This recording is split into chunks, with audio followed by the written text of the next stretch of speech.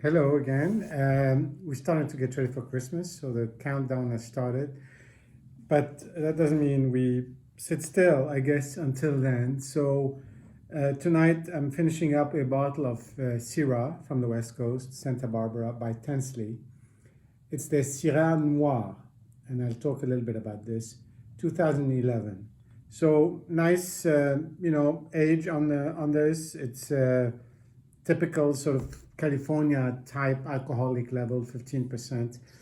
Look at this color though. This is really truly noir, as one would say. Uh, from the beginning, it was just really plush, lush, dark color. Syrah Noir is basically the top Syrah. As we discussed before, when we talked about Jeffers and others, some of these really good Syrah makers are really trying to sort of make a special cuvee, and the names are interesting because we talked about Stoltman and their great places, les grandes places. We're talking about Noir here with, of course, Vin Noir and Pure Noir by Domaine du Tunnel. So there is this homage to the Rhône, and it's aspirational. It's a bit of a wink. It's never going to be the same because the terroirs and the climates are different, but it's really gives you an indication for what they're shooting for. So here we are in this Noir. It's typically a blend from the Tensley vineyard, which is their own. It's right in Los Olivos, and the Colson Canyon vineyard, which they only bought full ownership of in 2015, but in 2011 was still a sort of something they bought a fruit from, like is very, very common in Santa Barbara. There's a lot of really well-known vineyards, and there's a lot of well-known makers who make wine from these vineyards, and they don't own them.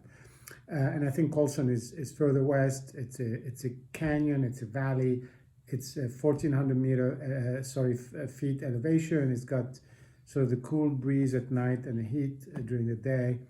Tensley is a little bit more in their backyard in Los Olivos, a little sort of flatter, richer, deeper, fruitier.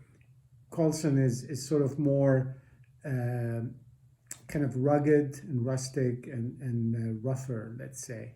It's about 50-50 old and new oak. And this is, for them, it's really what they think is the best Syrah they can make. Anyway, 2011, so good time to be drinking this. We talked about the color. On the nose, you really have not a lot of gaminess, thinking of the Rhône, but really just tons of fruit, even now after 12 years. The red berries, red and black berries, and maybe you're influenced by the color. And that lushness again that comes through. It's a happy wine. It's a full wine, and you get that from a lot of the West Coast Syrah.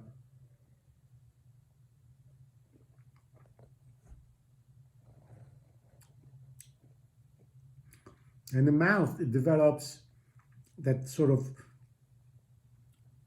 nice mouth coating, feeling like maybe good acidity, a little bit of that chocolate fuzz, sort of chocolate sauce, velvetiness and coatiness, which again, it's just delicious. I mean, this is, before anything else, this is just a delicious wine. I mean, it really, you can't stop drinking more of it other than a very high alcohol level.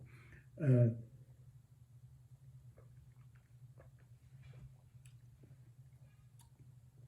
really good acidity. I'm going to say it again.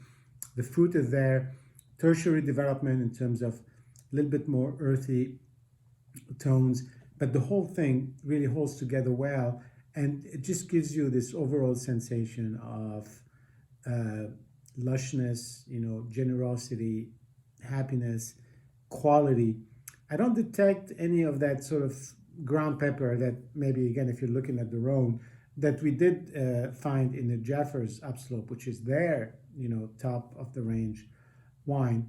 But I think this is, again, this is where you can see that these guys on the West Coast are making incredibly good Syrah, and we don't want it to be just like the Rhône Syrah, because obviously we like the variety, but it's just incredibly good. It's not too sweet. It's not too alcoholic. You know what you might attach to this sort of California provenance, and so they've learned from their work and their frequentation, like sort of working with the French guys, let's say, that there's something you could do that really tastes like this.